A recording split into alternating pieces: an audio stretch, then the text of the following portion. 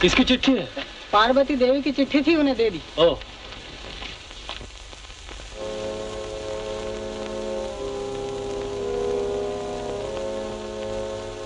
ये मेरे मन से कभी नहीं आई कि मैं तुम्हें चाहता हूँ। माँ, माँ, मानकपुर से पार्वती की ससुराल वाले आशीर्वाद देने आए। पारो, अरे ओ पारो।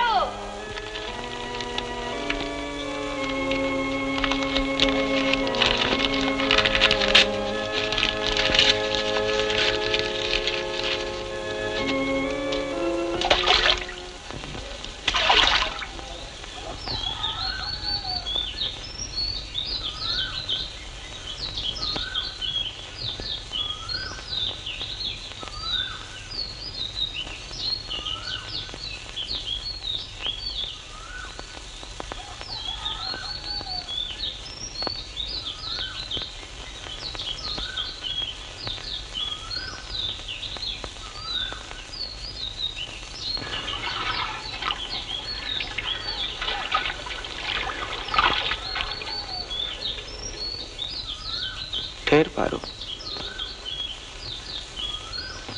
मैं आ गया हूं। क्यों? उस रात की बात तुझे याद नहीं क्या? हाँ, और वो चिट्ठी भी जो तुमने लिखी है। मुझे माफ कर दे पारो, वो खत मैंने जल्दी में ही लिख दिया था। न जाने मुझे क्या हो गया था, सोचने की ताकत भी नहीं रही मुझे। चुप रहो, मैं वो सब सुनना नहीं चाहती। सुनो पार्वती, जैसे कैसे भी होगा मैं अपने माता पिता को राजी कर लूंगा। तुम्हारे माता पिता हैं और मेरे नहीं हैं। उनके राजी होने और न होने की जरूरत नहीं है। क्यों नहीं? लेकिन उन्हें तो इस बात से इनकार नहीं है ना? बिल्कुल इनकार है। जाने दो मुझे, रास्ता छोड़ दो। पारो, क्या मुझे बिल्कुल भूल गई हो? तुम जैसे चंचल चितामी पर मुझे कोई विश्वास नहीं। मेरे माता पिता मेरी मंगल कामना करते हैं। उन्होंने जो किया है मेरी भलाई के लिए किया है। तुम रास्ता छोड़ दो। इतना अहंकार? क्यों ना हो, तुम अहंकार कर सकते हो, मैं नहीं कर सकती। तुम में रूप है, गुण नहीं। मुझ में रूप है और गुण भी है। तुम लोग बड़े आदमी हो तो मेरे माता पिता भी भीख नहीं मांगते हैं। पारो, तुम सोच रहे हो मेरी बदनामी करोगे, कर लो। मैं तुम्हारी बदनामी करूंगा? वो कैसे? उस रात मैं तुम्हारे पास अकेली गई थी ना, यही बात चौकुट फैला दो, तुम्हारे मन को शांति हो जाएगी। सुनो पार्वती, ये रूप तुम्हारा, इतना रूप अच्छा नहीं है।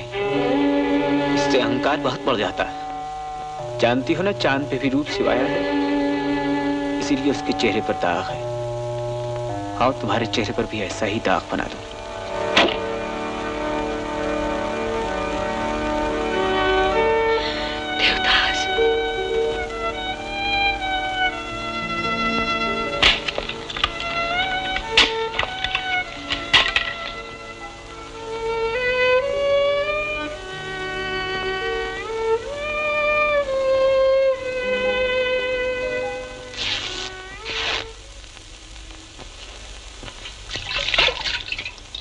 ये तुमने क्या किया देवदास?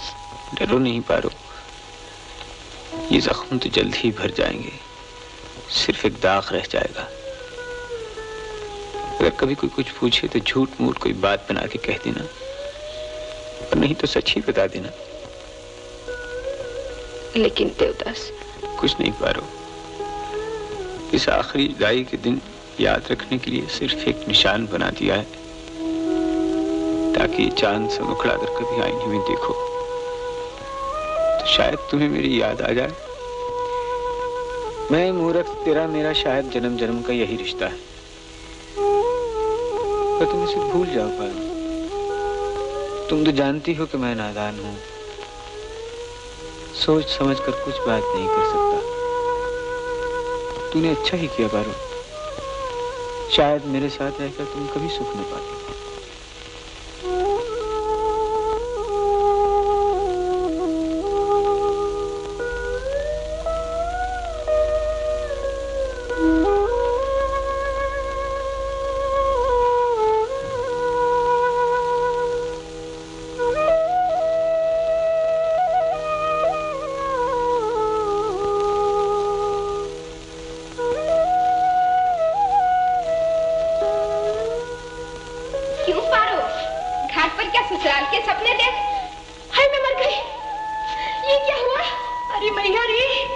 तेरा तो ब्याह होने वाला है, ये सर्वनाश कैसे हो गया? कुछ नहीं माँ, घाट पर पैर फिसल गया, गिर पड़ी।